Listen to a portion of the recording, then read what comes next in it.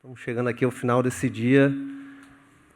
Não sei com relação a vocês, como diriam os mais antigos, a minha memória RAM aqui está saturada e consumida. Os mais jovens vão falar que os tokens acabaram, né? Mas acho que a gente ainda tem um pouquinho, salvou aqui um pouquinho para contar boas histórias. Eu estou aqui desde cedo ouvindo, e, enfim, tem até uma sócia do nosso escritório que diz que advogado otimista morre de fome, né? Que advogado ele é feito para ser pessimista e pensar nas piores coisas. Mas eu ouvi muitas coisas boas, e eu confesso que eu estou bem otimista. Enfim, valores expressivos, projetos, coisas grandes no pipe acontecendo. Mas eu acho que nada disso tem relevância se a gente não consegue assentar e fazer as ideias saírem do papel e transformar em casos reais.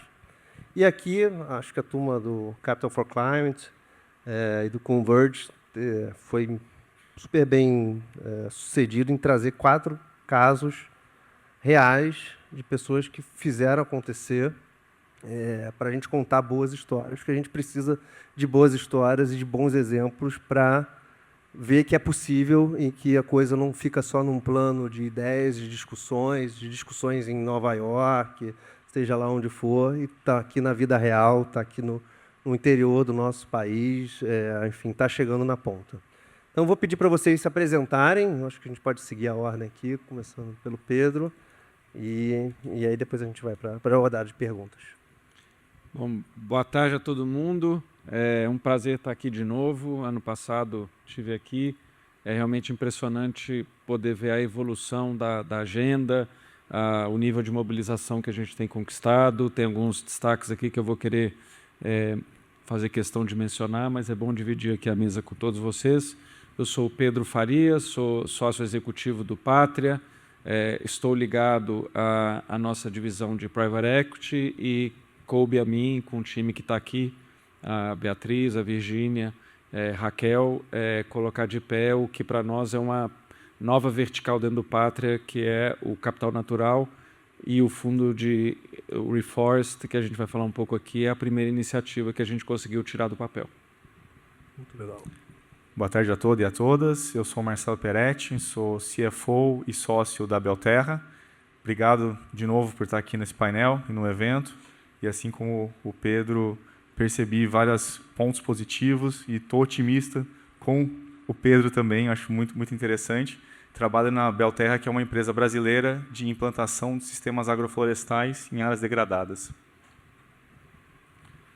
Olá, boa tarde a todo mundo. Meu nome é Mário Lewandowski, eu sou da AGBI. A AGBI, para quem não conhece, é uma gestora especializada em recuperação de áreas degradadas. Há 15 anos recuperando terras através de agricultura regenerativa.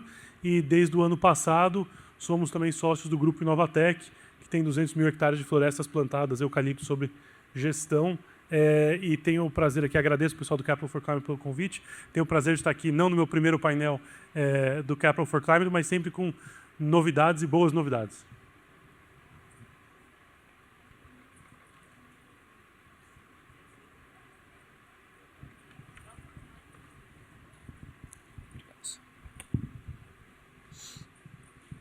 Boa tarde a todos.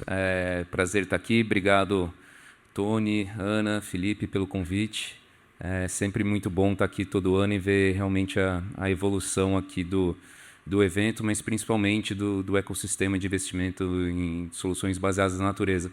Sou Alan, eu sou CFO da Simbioses, né, uma empresa que foi fundada em 2008, né, tentando responder, né, se era realmente viável economicamente restaurar a Mata Atlântica. Então, vou contar um pouquinho dessa história aqui também com vocês. Obrigado. Bom, você viu aqui que o público está bem diverso, a gente tem um pouquinho de cada coisa, enfim, e histórias bem legais para contar. Vou começar aqui com o Pedro. E foi legal quando a gente estava montando o painel, falei, Pedro, eu penso no Pátria, cara, o Pátria é uma powerhouse, uma referência no mercado financeiro, penso em projetos de infraestrutura, grandes aberturas de capital, private equity, enfim, mas não é a primeira coisa que vem à cabeça, é projetos ligados à natureza, né? Então, queria ouvir de você um pouquinho como é que foi esse processo dentro do banco, né, de olhar para isso como um produto, uma fonte de riqueza, e contar um pouquinho de como é que foi o processo de criação do fundo, etc. Por que a gente pode considerar isso um super case de sucesso? Obrigado, Pedro. Primeiro, brincando um pouco com o nome do painel, né, atribuir a gente aqui uma história de sucesso é transferir um nível de pressão e responsabilidade que eu não sei se é adequado ao momento da agenda, seja dentro do Pátria ou mesmo fora do Pátria. Para comentar com vocês como isso tem sido desenvolvido, vou chamar assim o meu chapéu oficial no Pátria. Se vocês forem lá no LinkedIn tudo, eu sou o gestor da área de High Growth do Pátria. Estou dentro de uma classe de ativos que é o Private Equity, e aí tem um penduricalho dentro do Private Equity hoje, do ponto de vista da organização do Pátria, que é essa vertical de capital natural.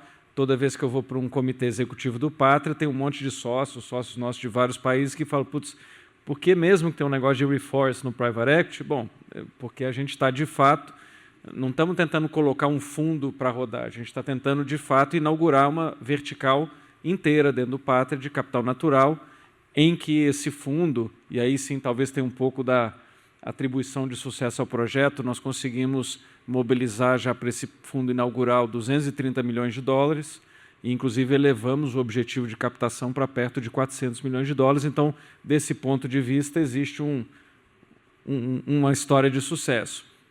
Acho que o processo foi bastante interessante, não linear. Ele envolveu, por exemplo, todo um desenho de uma arquitetura, que eu vou falar um pouquinho aqui, de como a gente conciliou interesses distintos, de investidores distintos, em torno dessa ideia, mas de forma bastante simbiótica, para parafrasear aqui o Alan, e também bastante complementar. Obviamente, a tese também, eu acho que houve uma inversão de tese, se eu puder falar de forma assim, pragmática, o business sobre a história do carbono. Todos aqui, eu pelo menos comecei essa jornada olhando para um projeto 100% ancorado no mercado de carbono, e hoje talvez o carbono não é a tese, mas é o que transforma a tese num negócio diferente e excepcional. E por último, o desafio operacional, que talvez seja o maior de todos. E aí sim eu acho que o Pátria traz algo para a agenda que é muito relevante. Nós nunca nos vimos como um simples alocador de capital em projetos de terceiros, né? Uma agenda talvez mais leve. A gente percebeu rapidamente que um modelo que é bem exitoso na história do Pátria, seja em infraestrutura, seja em outras classes de ativo, que é de mobilizar ao mesmo tempo capital, capacidade operacional. Hoje nós temos um time inteiro dedicado para a operação, com bons guardrails, boa governança em lugar. Eu acho que isso é um playbook muito replicável do Pátria que a gente trouxe para cá, e isso deu, de certa forma, confiança interna e também perante aos nossos investidores e parceiros de que o projeto pode prosperar, mas ainda estamos bem no comecinho para chamar de história de sucesso.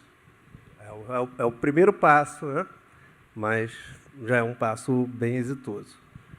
Marcelo, enfim, a Belterra, eu tenho aqui o privilégio de conhecer um pouquinho mais por dentro a história, e eu sei que vocês tiveram um caminho bem árduo para chegar lá. Acho que eles anunciaram recentemente uma rodada de investimento, mas na minha visão é um dos melhores exemplos hoje de como, foi muito falado em vários painéis, como a gente faz esse mix de capitais, né? Então, conta um pouquinho dessa jornada, como é que vocês misturaram, os desafios, quais os percalços que vocês passaram. Realmente, a Belterra foi fundada em 2020 pelo Valmir Ortega, e a história nos últimos 6 anos é uma história de criatividade em captação de recursos, e também muito árdua em momentos de como construir uma empresa. Eu acho que a primeira coisa e a mais importante é que a Belterra sempre nasceu para ser uma empresa de larga escala. É uma empresa que sempre focou inicialmente para ter projetos grandes e fugir desse deadlock que acomete vários projetos, que é ser um projeto piloto. Porque, em sendo um projeto piloto, é muito difícil de atrair a atenção e os contratos comerciais mesmos de grandes players que a gente conseguiu atrair desde o começo. Então, quando a gente vai tratar de carbono ou de venda de cacau, que é o nosso caso, é muito difícil a gente tratar com empresas se a gente não tiver uma escala, um plano bem construído de milhares de hectares. Isso foi muito possível para a Belterra, porque nós sempre pensamos em ter várias áreas de produção.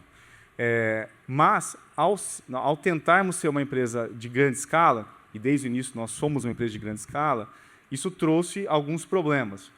O primeiro dos problemas era justamente levar conhecimento que a equipe inicial tinha da Belterra para diversas regiões do país. Nós tivemos que contratar pessoas durante a pandemia em áreas que hoje são áreas com underserved quando a gente pensa em pessoas, né, em gerentes de campo, diferentemente de outras regiões mais tradicionalmente agrícolas do país, nós atuamos em regiões que têm um IDH um pouco mais baixo, que têm uma disponibilidade de mão de obra de nível gerencial menor do que o interior de São Paulo, do interior de Goiás e Mato Grosso, e isso é sempre a primeira dificuldade. Então, nós conseguimos trabalhar muito a equipe interna e levar pessoas com esse objetivo de agrofloresta, então, contratar pessoas com isso, e, ao mesmo tempo, construir os protocolos agrícolas. Né? Nunca havia sido feito no país agricultura agroflorestal de larga escala. Então, sempre foi feita uma agrofloresta. Existem vários exemplos maravilhosos de agrofloresta que tinham uma escala menor. Então, como a gente transforma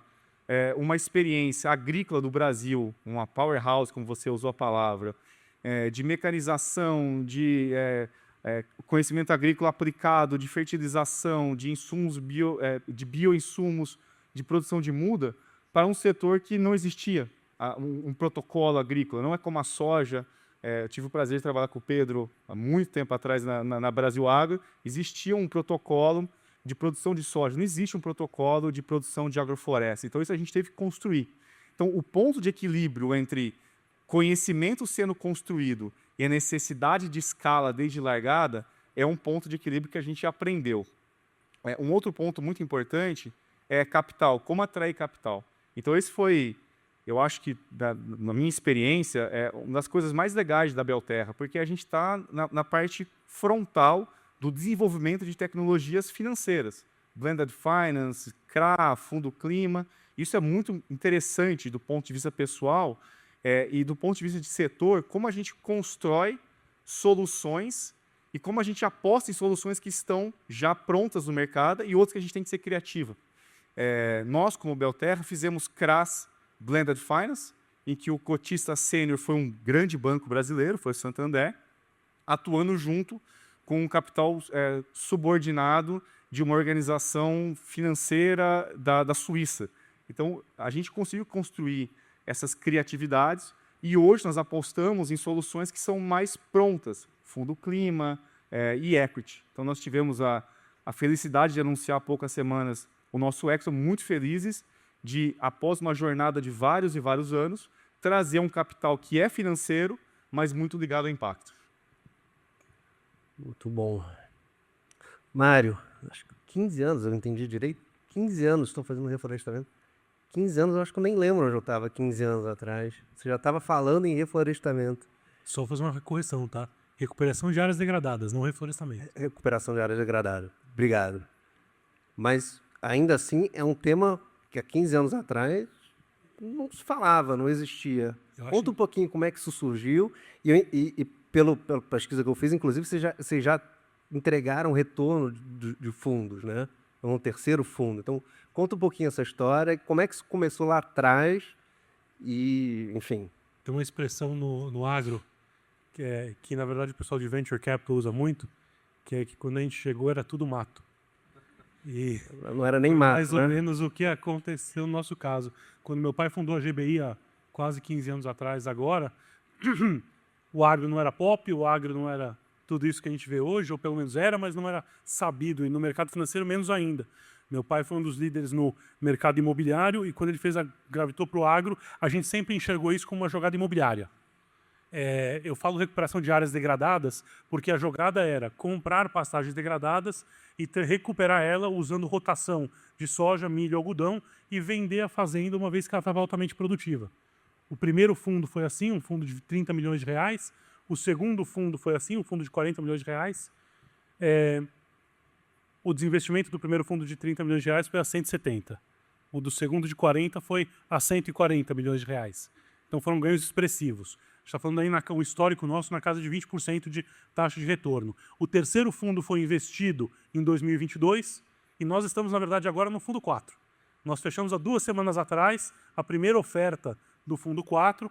Esse fundo 4 que inclui, assim como o fundo 3, uma estratégia de carbono no solo, ALM, e o fundo 4 também tem algumas áreas das propriedades que estão separadas, daí sim para reflorestamento.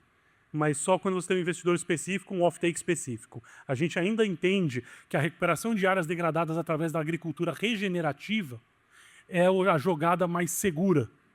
E talvez por esse histórico nosso e por esse foco nosso, até fazer uma pequena correção, aqui está a GBI Assets, é a GBI Real Assets, porque a gente compra terra. Isso aí não é na minha conta, hein? Mas, enfim, é legal mencionar porque a nossa visão sempre foi o ativo real. Como que eu entrego para o investidor um negócio que tem piso? E, a partir disso, construir o carbono em cima, como o Pedro falou. A gente primeiro enxergava aumento de produtividade por conta do enriquecimento do solo através da agricultura regenerativa como um ganho de capital, que foi o que a gente entregou no fundo 1 e 2.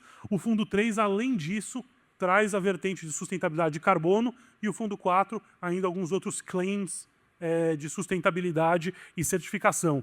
O nosso fundo 3 também, eu acho que até agora onde eu sei, o único FIAGRO brasileiro com uma certificação artigo 9 da SFDR. Vou dizer que saiu caro, não nos ajudou muito com a captação e talvez a grande história que nós temos para contar desses 15 anos foi como nós tivemos que primeiro se reinventar com todo o fundo para conseguir trazendo retorno, porque uma vez que o mercado entende o que você está falando, o que a gente estava fazendo, o preço dos ativos sobe e daí a gente precisa conseguir adicionar um nível de ganho adicional para conseguir manter o valor. E o segundo foi entender que você tem apetites específicos para o mesmo ativo. O primeiro, o segundo fundo e boa parte dos nossos investidores que vêm com follow-ons, eles são investidores de terra, de ativo real, de ativo imobiliário. É gente que tem terra, fazenda na família, family offices que tem fazenda na família, quando foi passar de uma geração para outra, se deu conta que teve uma baita valorização naquilo e talvez tenha um jeito mais eficiente de fazer isso através de um fundo. No fundo 3, não. No fundo 3, nós começamos a receber investidores institucionais que valorizavam as questões de sustentabilidade. Então, isso passou a ser incorporado no nosso discurso.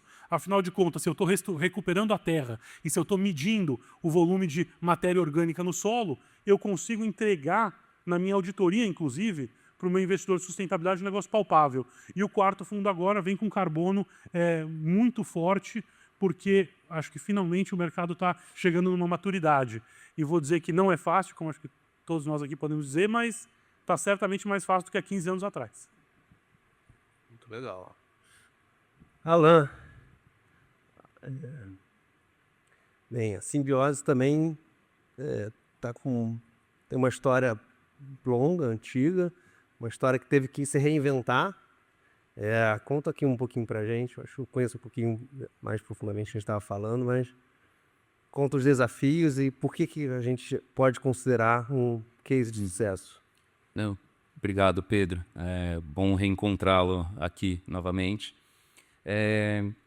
Contando um pouco da origem, a Simbiose ela foi fundada em 2008, né? Então, realmente um early mover nesse espaço e é um ano interessante para se fundar uma empresa, né? Um ano que está tudo entrando em colapso no mundo, inclusive, né, o próprio mercado de MDL da época, né? Então, quando a empresa foi criada, justamente tentando responder a esse desafio, se era possível restaurar a Mata Atlântica de uma maneira viável, a gente viu naquela época que não dava para contar com o mercado de MDL, por exemplo, que tinha virado pó. Então, a gente acabou fazendo um plano de negócio muito focado em madeira, que inclusive é um mercado trilionário, atingiu $1 trilhão em 2025, a gente usa milênios, No curso de Engenharia Florestal, o primeiro dia de introdução à Engenharia Florestal, o professor sempre fala, ó, a madeira vai estar presente na sua vida no primeiro e no último dia. Então, é um recurso, né, que a gente utiliza e sempre utilizou e sempre vai utilizar. Então, isso foi muito importante como fio condutor do nosso modelo de negócio. E o nome, né, o Pedro falou, né, das relações simbióticas, a gente olhou para a natureza, como é que a natureza fazia, né, fazendo uma biomimética mesmo. Então, acho que a grande ousadia em termos de operação foi justamente entrar nesse modelo de silvicultura de espécies mistas, principalmente focado em espécies nativas. Então, acho que isso foi a grande base, a grande inovação, e justamente olhando muito para a natureza, como é que ela fazia, a gente replicar isso num modelo produtivo. Entrando muito cedo nesse negócio, você acaba tendo que desenvolver muita cadeia produtiva. Então, hoje, né, a gente discute os desafios da cadeia produtiva em várias pontas, né, da restauração, sendo sementes e mudas uma delas. A gente começou, então, muito cedo nesse setor, também produzindo esse começo, essa ponta da cadeia. Então, a gente acabou desenvolvendo muito isso dentro de casa, esse know-how, inclusive olhando, desenvolvendo programas de melhoramento genético, que a gente também olhou para o setor florestal o que deu certo, né, que política pública deu certo, e a gente olhou muito que o grande diferencial do Brasil era justamente produtividade, e isso foi conquistado não só a manejo e silvicultura, mas principalmente programas de melhoramento genético. Então, hoje a gente já tem papers publicados que mostram que é possível ter ganhos aí de 50%, 60% de produtividade em seleção genética precoce, aí, testes clonais com 5 anos de idade, por exemplo. E aí você tem, né, a volta aqui do mercado voluntário de carbono, então você consegue, né, dentro do modelo de negócio, trazer, né, diferentes linhas de receita. E eu, né, acompanhei várias discussões hoje, a gente sempre acompanha nos fóruns, né, acho que a grande temática é sempre risco. Como é que se faz para tirar risco? Como é que funciona? E o Bruno Mariani, acho que alguns de vocês conhecem, o nosso fundador, né, vem de banco, né, a gente sempre discutiu muito isso. Em 1952, o professor Markowitz lançou a teoria eficiente de portfólios, que é você diversificar risco, né, diversificando os ativos, sem necessariamente reduzir retorno. Então, a gente olhou para isso também e adaptou ao nosso negócio. Bom, vou mitigar risco, vou diminuir risco, diversificando receita. Então, basicamente, isso acabou virando as 3 linhas de negócio da companhia, o que, né, tira muito risco, mas, ao mesmo tempo, te traz um desafio de como que você consegue explicar isso para o seu acionista, para o seu investidor, que são, apesar de terem interdependência, esses negócios, eles têm complexidade bastante únicas, né? Então, isso também é uma questão que, ao mesmo tempo, é muito bom e ajudou muito a gente, também traz um pouco de complexidade, principalmente na gestão.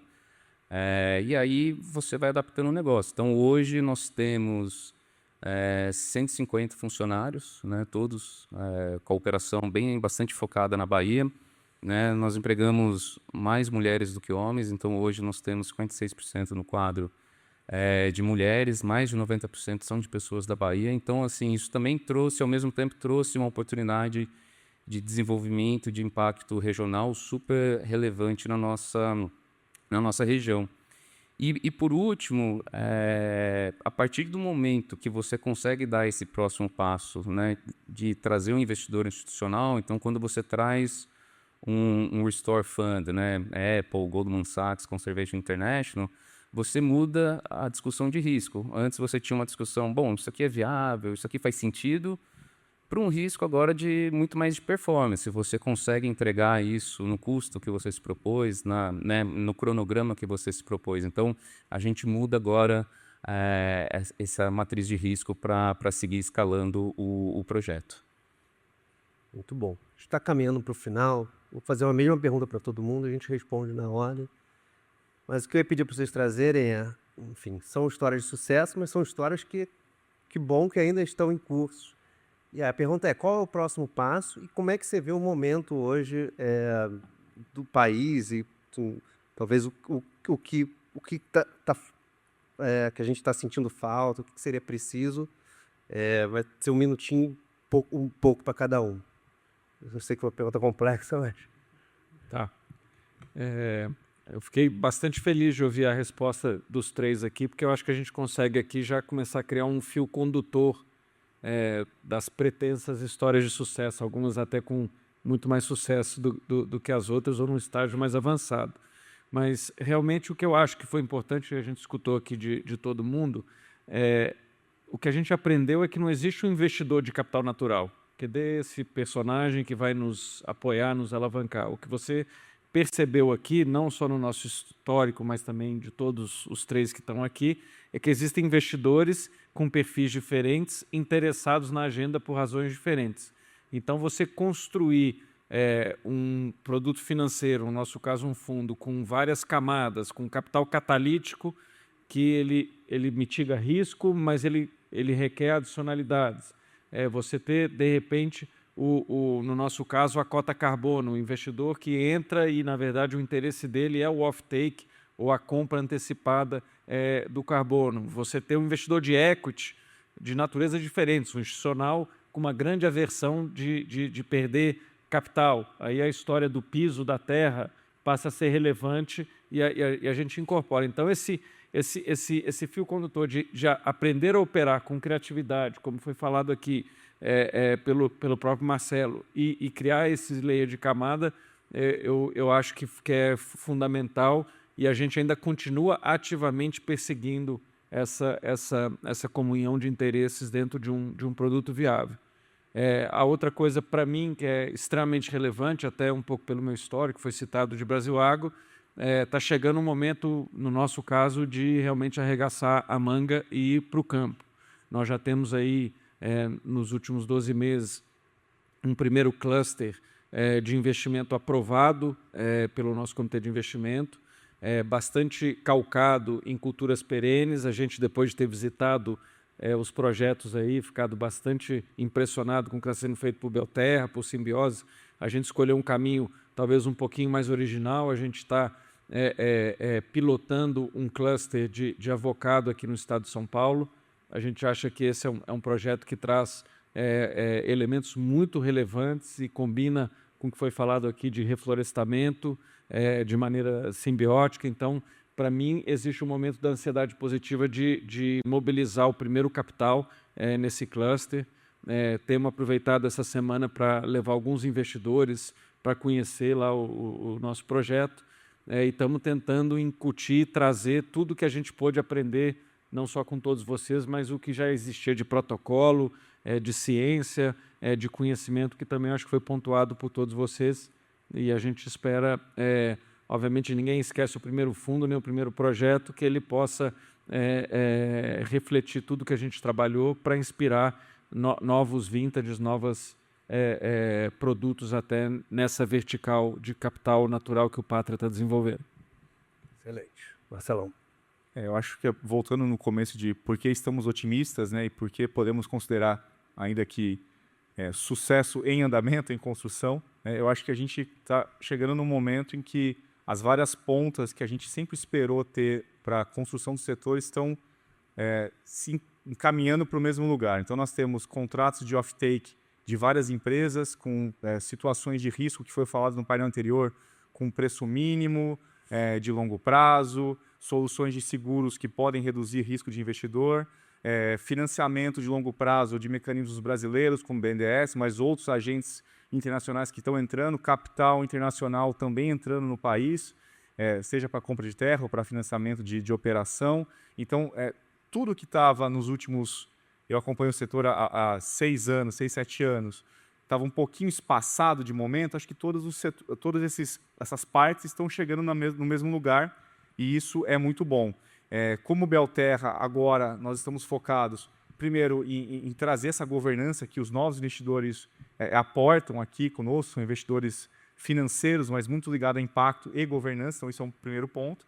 E a gente construir essas histórias apartadas de sucesso, como se fosse um investimento de infraestrutura que a gente viu no Brasil em 2008 de energia renovável, que foi o caso de sucesso.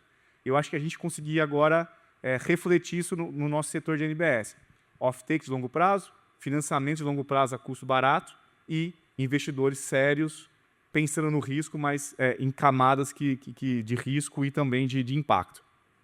Tomei CPM. Sem problemas, eu vou ser rápido aqui.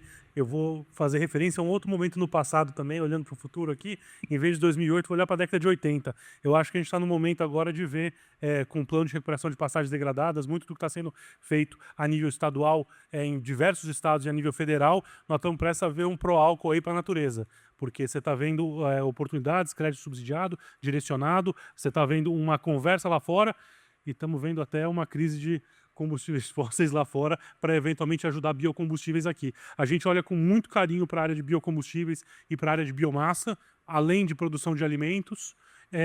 Não por isso que a gente, não só por isso, mas uma das principais razões de porque a gente adquiriu 50% da Inovatec no ano passado, para começar a se envolver um pouco mais em operação, e deu aproveito para fugir um pouco do script e colocar um ponto de risco aqui, que falta mão de obra qualificada, que tem a capacidade e a compreensão de questões sistêmicas. Eu estou com 2 caras aqui do meu lado que, não vou dizer que superaram esse problema, porque acho que ninguém nunca supera o problema de falta de mão de obra, mas que deram caminhos de como você forma gente boa para esse tipo de coisa, mas se crescer para o tamanho do potencial que isso tem, vai faltar gente. Acho que tá. Só dando continuidade aqui, eu acho que esse ponto que o Mário trouxe da mão de obra é uma coisa que a gente tem que investir, tem que fazer diferente, né?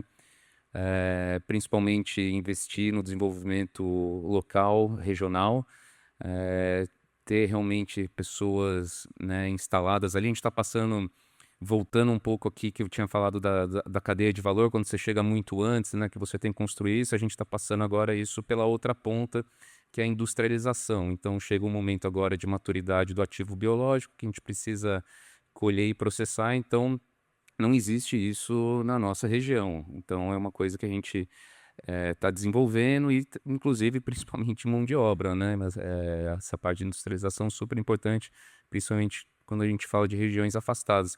Mas só voltando aqui no ponto da sua pergunta, Pedro, e você falou um pouco em política pública, eu vou voltar mais ainda no tempo. Você voltou na década eu vou voltar na de 60, que foram os incentivos fiscais para projetos de reflorestamento. Então, basicamente, tinha um decreto na década de 60 que você podia usar 50% do IRPJ devido, né, de empresas SAs, e ao invés de pagar para o governo, você podia investir num projeto de reflorestamento. Tão simples quanto isso, um decreto de meia página. Bom, em 20 anos, o Brasil, de virtualmente 0, né, hectares de silvicultura, passou para 4 milhões. Né? Então, foi uma política pública que cumpriu o seu objetivo de desenvolver um setor de silvicultura, e depois vieram as indústrias de celulose em cima disso. Então, eu acho que, não que eu estou falando para ter incentivo fiscal, porque eu acho que, infelizmente, não temos, enfim, espaço para isso, mas eu acho que o BNDES, através do Fundo Clima, tem tido esse papel de dar escala para esse setor. Inclusive, do ponto de vista de necessidade de capital, é uma barriga de caixa sem fim isso daqui, né? Então, assim, se você não tem capital de dívida trabalhando para isso, trazendo estrutura ótima de capital, fica muito limitado a escala mesmo. Você usar equity para plantar árvore, né? Você pode usar para coisas muito mais eficientes. Então, essa é uma política pública que a gente vai lembrar daqui 10 anos como algo que eu acho que realmente mudou o curso da escala aqui dos projetos de NBS, e obviamente também com os bancos comerciais entrando também nisso, né? Eu acho que foi toda a discussão de vários painéis hoje aqui. Obrigado. Bem, muito bom. Eu ficaria aqui mais algumas horas conversando, absorvendo e aprendendo. Deu para ver que não é à toa que essa turma está aqui. Mas só agradecer. Eu aprendi pra caramba. Obrigado.